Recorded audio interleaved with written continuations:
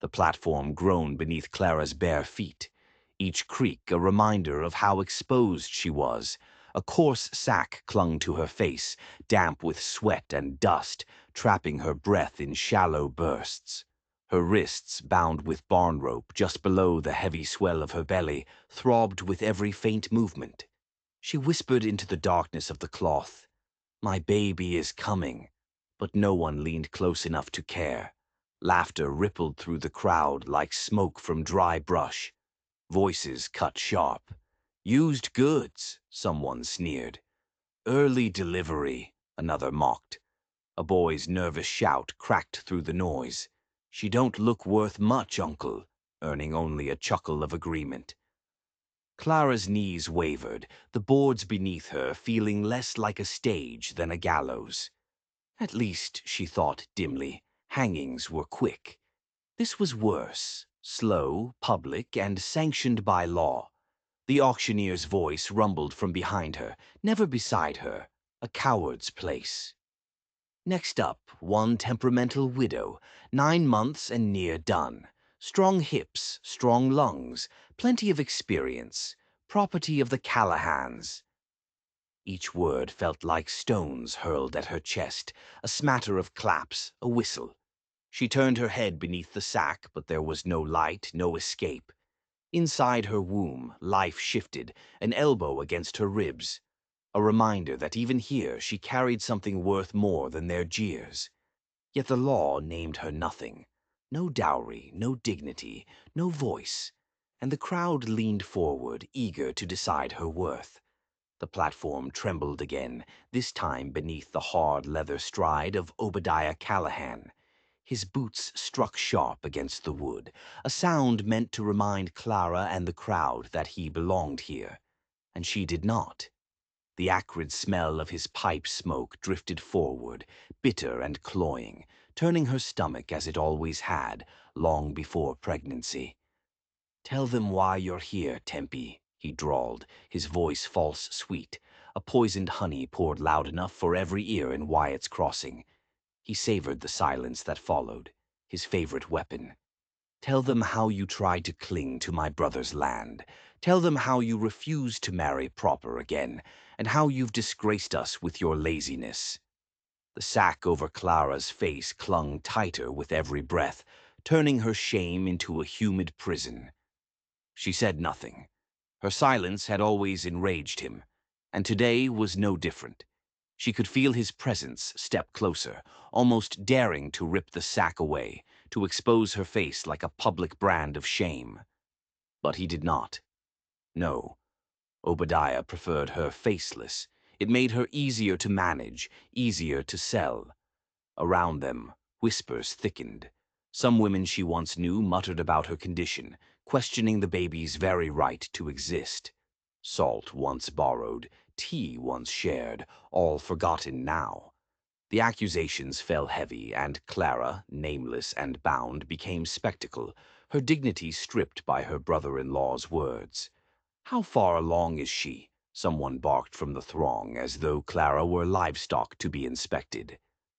8.5 months, Obadiah shot back with a smirk, then added cruelly, "though she's always been dramatic." Laughter rippled, thin and sharp as barbed wire. Even the women, the ones who once borrowed her salt or sat in her kitchen for tea, did not defend her now.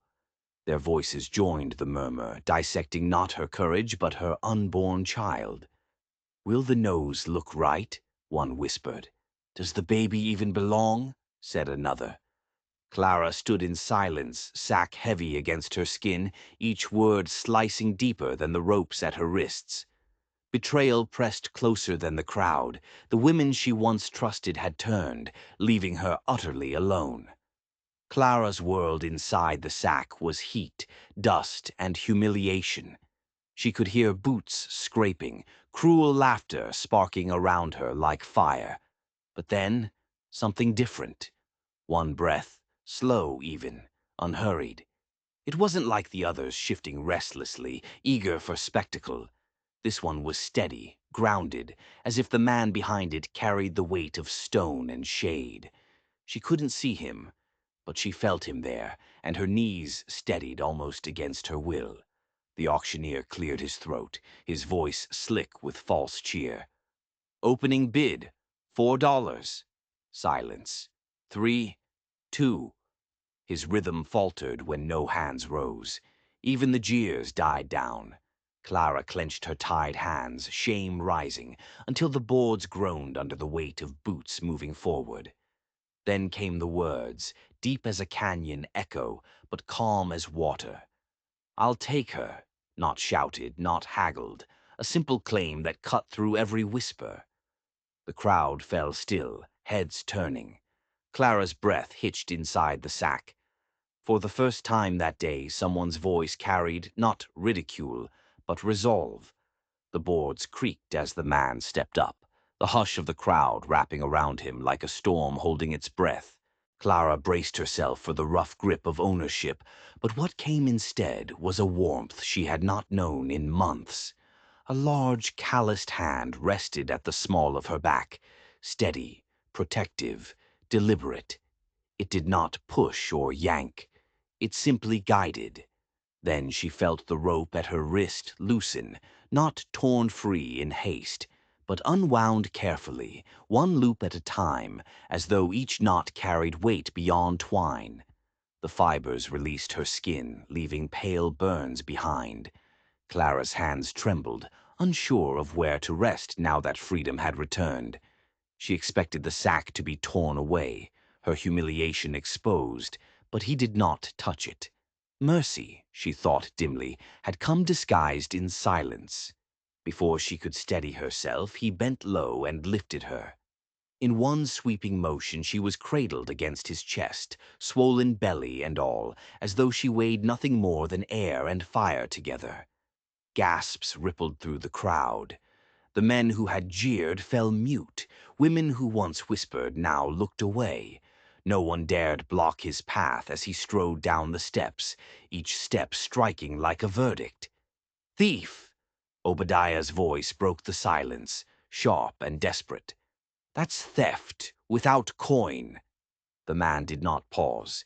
His boots carried them forward through the parted crowd, but behind him a single note rang out.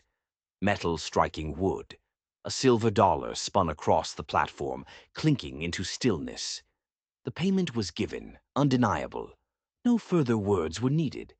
He held Clara not as spoils, but as something sacred, and walked beyond the crowd's judgment.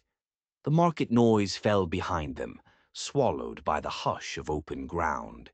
In the man's arms, Clara felt the rhythm of his stride, each step steady, as if the earth itself bent to his weight. Through the coarse cloth still covering her face, the world shifted. No longer sweat and dust from jeering mouths. Now she breathed pine sap, smoke, and the faint trace of earth after rain. The difference was startling.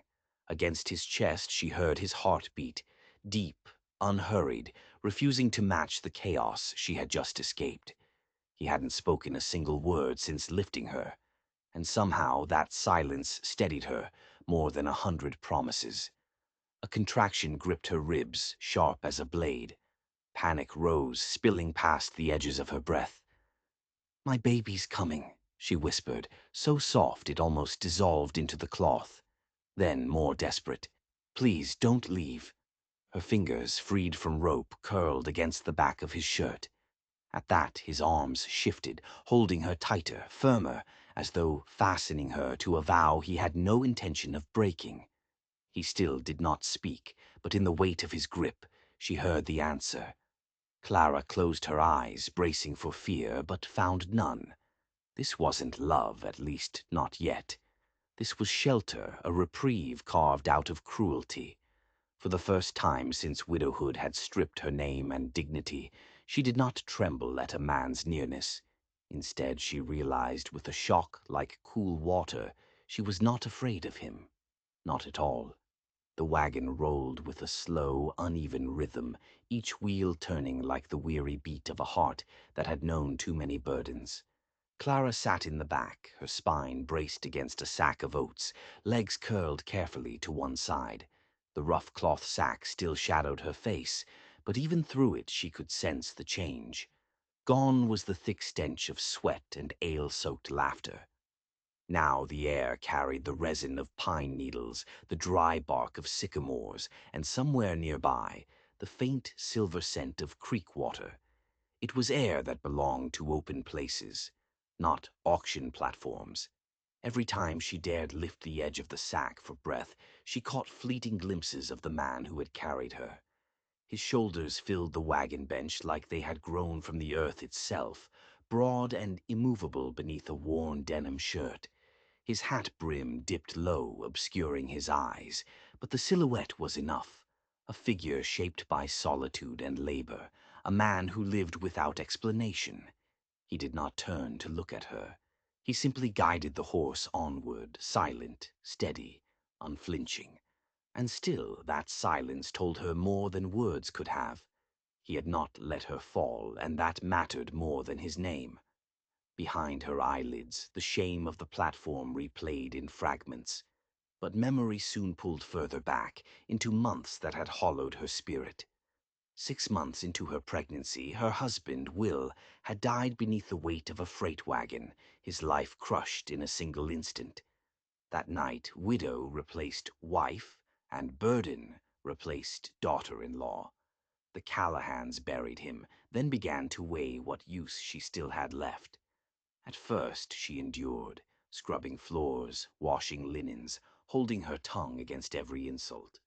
But survival was never enough for them. They wanted control. They wanted obedience. When whispers turned into demands, they told her plainly, marry Obadiah, her late husband's brother, or be sent back east, where your kind belong. Clara had seen the hunger in Obadiah's stare long before Will's death. Will himself had once warned his brother off, half drunk and half joking, but his words had carried the weight of truth. She had known then, and she knew even more now. Obadiah's desire was possession, not partnership. So she chose silence over surrender. She refused to give him her voice, refused to give him her name. For that defiance, they stripped her dignity, bound her wrists, and paraded her belly before strangers as something to be bought.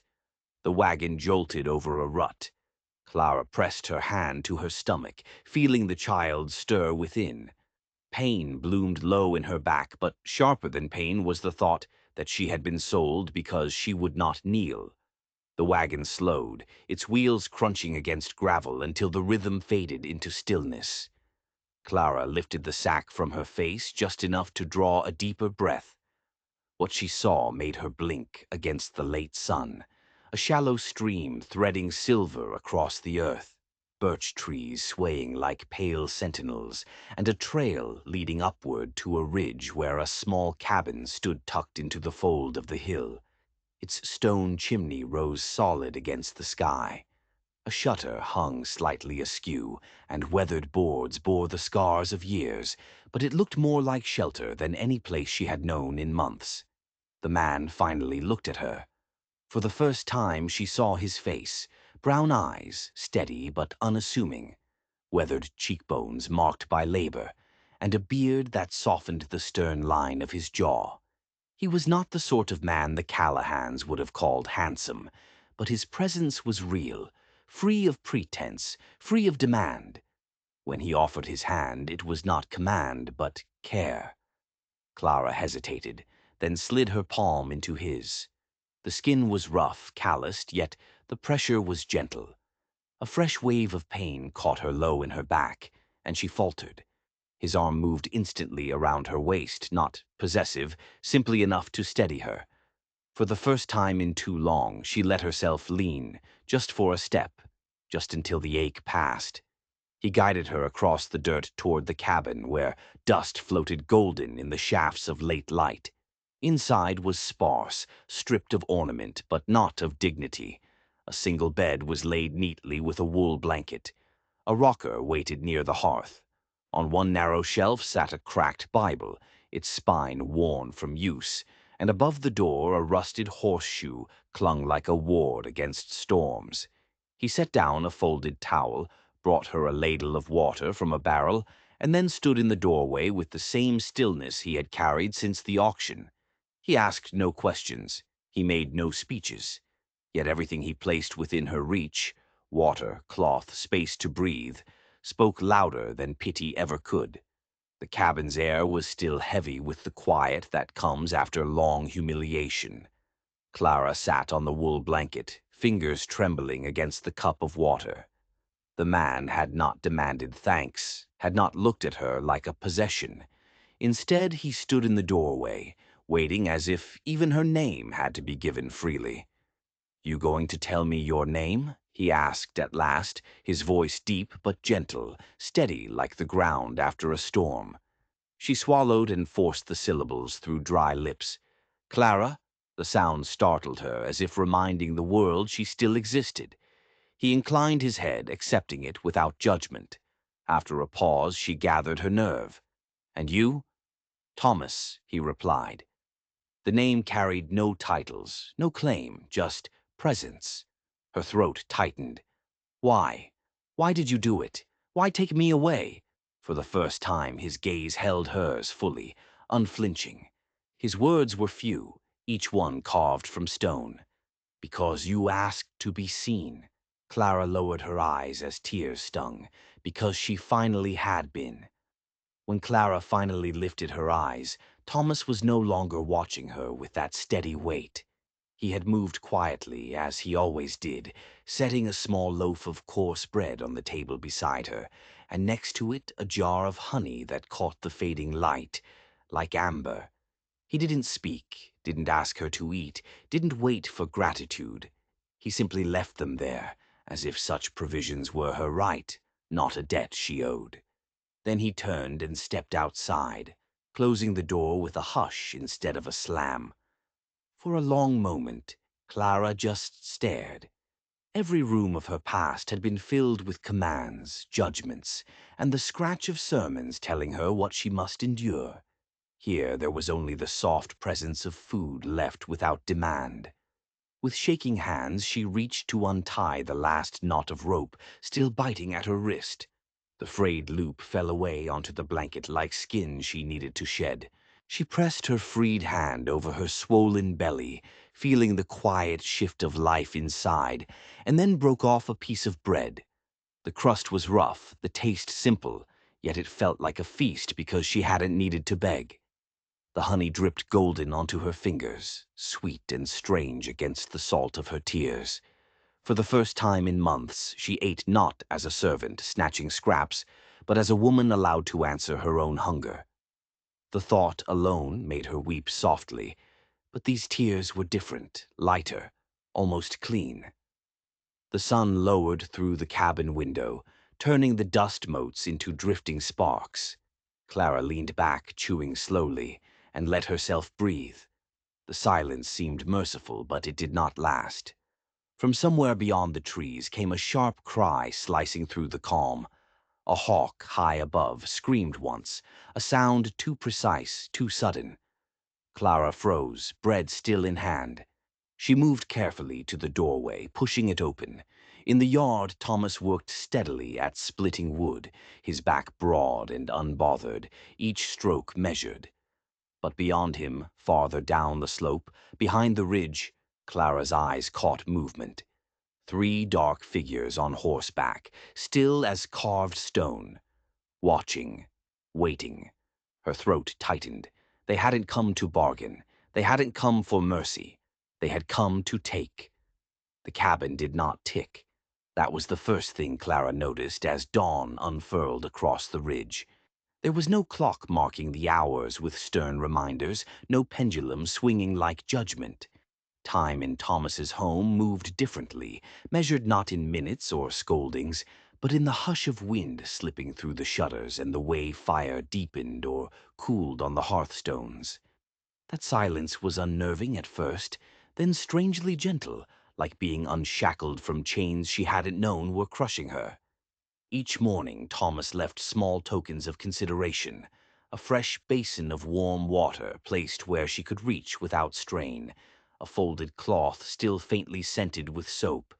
He did not announce these gestures nor expect acknowledgement. They simply appeared, proof that someone thought of her needs before she had to voice them. Clara washed her face slowly, the cloth against her skin reminding her she was still alive, still human. When she lowered her gaze, she caught sight of the faint rope burns around her wrists, angry welts, pale and soft, yet undeniable. The marks stung, but they also testified, I am real, I endured, I was not erased. Later, she stepped outside into the sunlight. Thomas was already at work, hammering a new board to the coop. His movements were steady, deliberate, without wasted energy. She watched his hands, one strong and whole, the other twisted, shiny with scar tissue. The burned hand moved differently, yet in perfect coordination with the other, as if pain had long ago taught him a rhythm that did not falter. Clara found herself asking before she could stop, "You ever had someone stay here before?" He didn't look up. No. The word was simple, flat, not bitter, just final.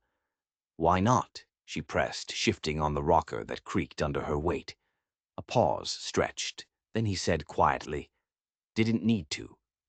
The words settled heavy in her chest. She glanced at him again, noting the streak of silver curling near his temple, the sunlight catching the angle of his jaw. He was half in light, half in shadow, like a man divided between solitude and some unspoken calling. Her baby fluttered inside, nudging her ribs.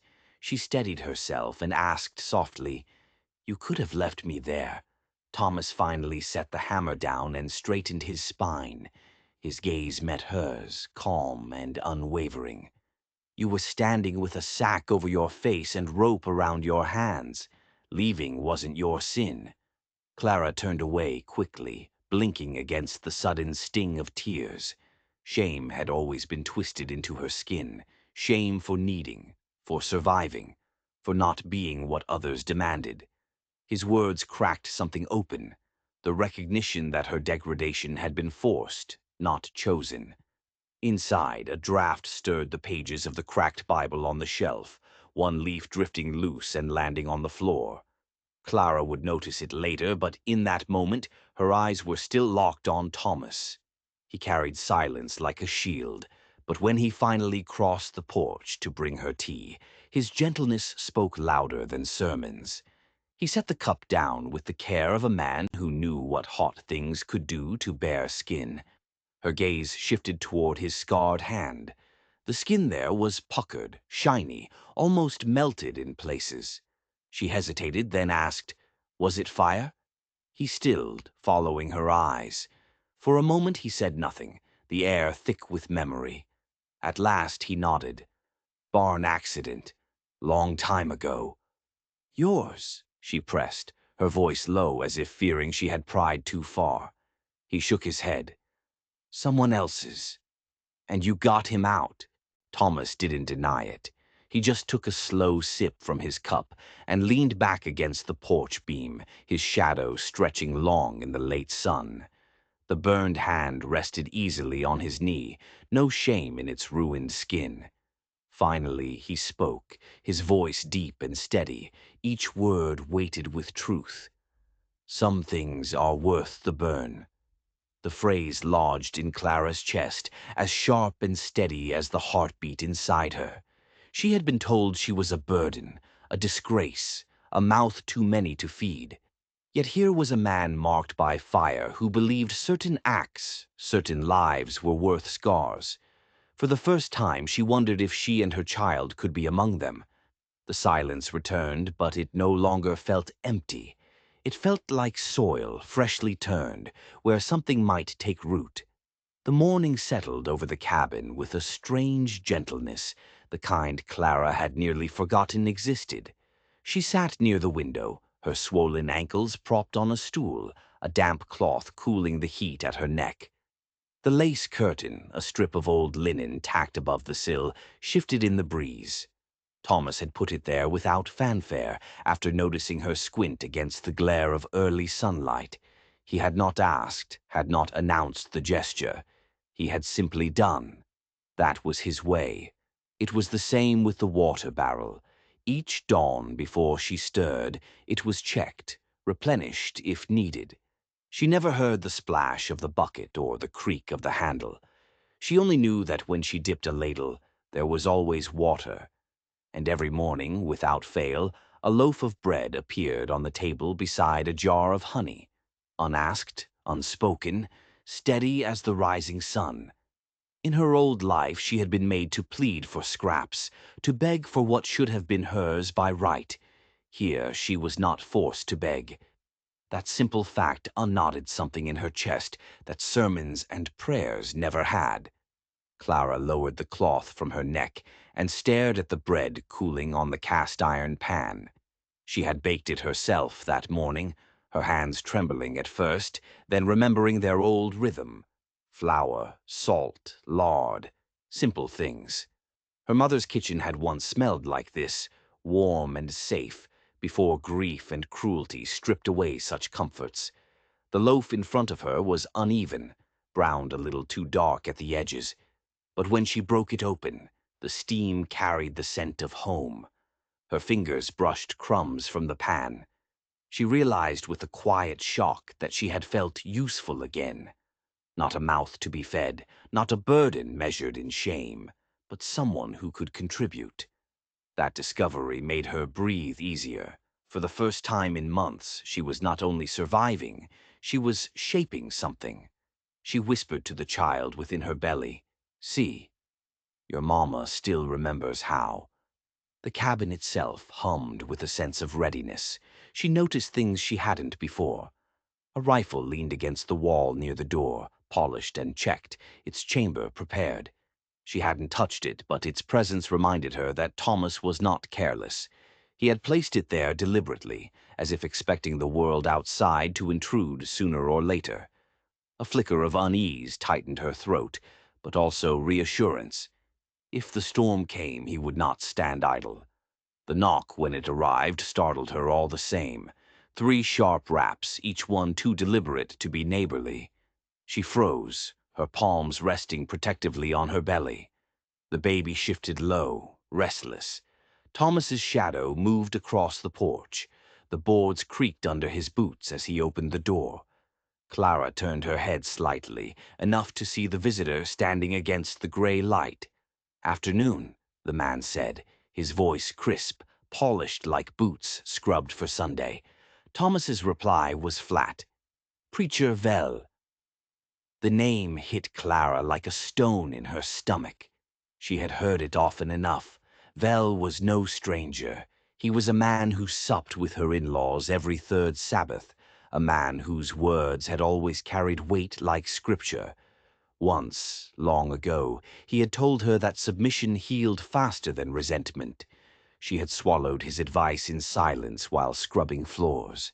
Now his presence here made the air feel close, heavy. She rose slowly from her chair, one hand braced on the table, the other on her belly. She stepped into the preacher's sight line. His eyes flickered at the vision of her, not bound, not covered by a sack, but standing in a homespun dress, her cheeks tinged with color rather than dust. His mouth thinned, displeasure spreading across his features like ink. "You're with child," he said unnecessarily, as though her condition were a crime. "I was with child when they dragged me to market," Clara answered, her voice trembling but not breaking. The preacher's gaze hardened. "Your in-laws claim the child may be kin. By law, the matter is theirs to oversee." Thomas shifted forward, his broad shoulders filling the doorway. "She ain't yours to worry about." His tone was even, but the finality in it carried more weight than a shouted threat. Vel cleared his throat, adjusting the set of his collar.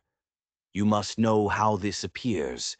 A woman, alone with a man, unmarried, in a house not sanctioned by vows or family blessing. You're giving this town reason to whisper." Clara steadied herself against the doorframe. Her breath hitched once, then she found her voice. "Let them whisper. I've been quiet too long." The preacher flinched, as if struck.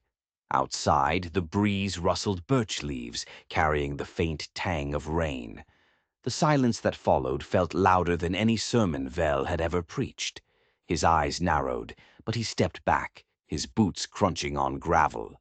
"I'll report this," he muttered. "Do that," Thomas said calmly, and shut the door with a finality that rattled the frame. Inside, Clara sagged onto the rocker, trembling, her heart hammering.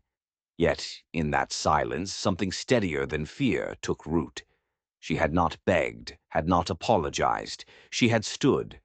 And Thomas, like the water barrel, like the bread, like the rifle waiting by the door, was there not to command, but to guard. The preacher lingered on the porch, his polished shoes damp from the soft rain, his expression a mixture of pity and censure. He adjusted his collar as though straightening the very law itself. His words came sharp, laced with righteousness. "You may think yourself her protector, Thomas, but you are giving the town reason to doubt her honor, and yours. A woman housed without vows, without sanction, is a scandal waiting to consume you both." Thomas didn't shift an inch. His frame filled the doorway, broad shoulders braced against the dim light behind him. "This land is mine," he said evenly. "The cabin, the fence lines, the soil under these boots. It belongs to me. No judge, no preacher, no Callahan can claim it otherwise. And she," he nodded toward Clara inside, "stands here under my roof. That's all the sanction needed." Vel's eyes darted past him, searching Clara's silhouette in the gloom. His voice softened, false, sweet. "Child, don't you see how tongues wag? Don't you know what reputation costs? A woman should care about propriety, about what's spoken in town." Clara's fingers tightened on the doorframe. The words had cut her all her life, and yet, for the first time, she answered them aloud. "Let them whisper," she said, her voice low but steady. "I've been quiet long enough." The preacher's lips pursed. His authority thinned in the space between their defiance and the creak of the rocking chair just behind her. For once, the silence of the cabin did not feel like shame. It felt like a shield. Vel tried again, colder now. "There is the law. I can summon Judge Hanley. He will decide what is proper." Thomas leaned forward, his eyes like flint. "Judge Hanley sat at that auction, saw the sack on her face, the rope around her wrists. He blinked and did nothing. If that was his decency, you can keep it." Clara lifted her chin, her breath shaking, but her words clear. "Decency left the moment they covered my face with a sack and priced my child like cattle. Don't speak of it to me now." The preacher faltered, his boots scuffing as he stepped back, the sermon gone from his throat. When the door closed on his retreating figure, the air inside the cabin shifted. The storm outside still pressed against the shutters, but within the room something softened, fragile yet certain. Clara lowered herself onto the rocker, breath trembling, her arms still tight around the child she carried, and the fear she refused to speak aloud. Her shoes pinched, swollen feet aching with each heartbeat. Thomas crossed the floor without ceremony. He didn't ask permission. He simply knelt, his fingers working at the laces of her worn boots. One shoe slipped free, then the other, his hands rough yet careful, as if even swollen ankles deserved reverence. He brought a basin of cool water, set it down, and guided her feet into the relief. The sigh escaped her before she could stop it. Her shoulders dropped. A weight she had not noticed released, as though the simple act of care unraveled the knots wound tight since the auction block. She looked at him, her voice almost a confession. "I ain't been good at asking," she admitted. "It's been beaten out of me, mostly." Thomas didn't flinch. He eased back onto his heels, meeting her gaze, steady. "You don't need to ask here." The words landed heavier than any sermon, more binding than any judge's decree. They rewrote the silence between them, not as absence, but as permission. Permission to rest, to breathe, to exist without bargaining. Outside, the smell of rain thickened, sharp and clean. From the table, Clara noticed again the quiet miracle, a plate of bread, another jar of honey. She had not seen him place it there, and he gave no explanation. It was simply present, like the roof above her head, like the steadiness of his hand when he lifted her from shame. This was not possession. It was provision, quiet, constant, and freely given. The cabin's hush broke with the sound of hurried feet on the porch. Clara rose instinctively, one hand cupping her belly, the other bracing against the table. The door creaked open, and Thomas stood there, a dark silhouette against the lantern's glow, rain dripping from his hat. Beside him, a boy no more than 12 panted, hair plastered to his forehead, bare feet muddy. His eyes were wide with fear. "They're coming," he whispered, his voice trembling. "Obadiah's got papers, says he's taking her back, says if you stand in the way, he'll burn this place down." Clara felt her knees weaken. Her child stirred low, as if sensing the storm already gathering. Thomas's jaw tightened, but he said nothing. The boy glanced between them, then slipped back into the rain, leaving only his warning behind. Almost on cue, the sky ripped open. Wind slammed the shutters like fists. Rain slashed sideways, sharp as nails against the glass. The cabin groaned under the sudden fury. Clara gripped the chair, heart hammering. Thomas reached for the rifle, his movement steady, as if he'd been waiting. The storm was no longer distant. It was here. The storm outside battered the cabin with merciless fists, wind howling, rain slicing against the shutters. But inside, a fiercer storm raged. Clara was on her hands and knees beside the bed, sweat dripping down her temples, her breath ragged and shallow. Every contraction tore through her body like lightning splitting the sky. Thomas was already kneeling at her side. His sleeves were rolled to the elbow, his hair damp from hauling in firewood, but his voice was steady, low, and sure. "Breathe, Clara. In and out. You've made it through worse."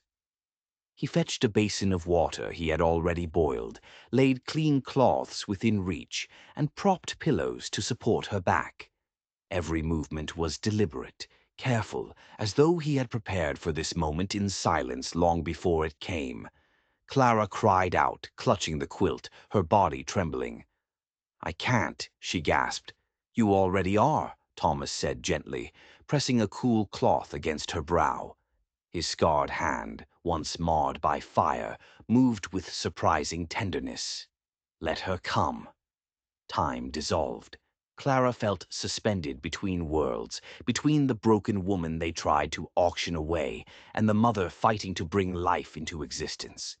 Her screams mingled with the thunder outside, each contraction pushing her further into that terrifying, necessary threshold. Then, suddenly, unbearably, the cabin fell silent. Clara's heart lurched. Thomas held a tiny bundle in his hands, his eyes wide but steady. No cry came. Panic surged through her chest like floodwater. "No, please don't," she whispered, her voice breaking. Thomas didn't hesitate. He rubbed the infant's back with firm, practiced strokes, his jaw clenched, his body a wall against despair. Another stroke, then another. For a breathless moment, the storm outside was nothing compared to the storm inside Clara's heart. And then, like a spark in the darkness, the baby wailed, high, fierce, alive. Clara collapsed back onto the pillows, tears flooding her eyes, relief shaking her to the core. Thomas's voice cracked as he whispered, "She's here. She's real." Clara gathered the child into her trembling arms, thunder rolling above. For the first time, the storm sounded less like fury and more like triumph. The storm still rattled against the shutters, but inside the cabin another sound reigned, soft, insistent, undeniable. The newborn's cry. Clara clutched her daughter to her chest, tears streaking down her face, laughter breaking through sobs. The warmth of the child's tiny body in her arms felt like proof that hope had not abandoned her.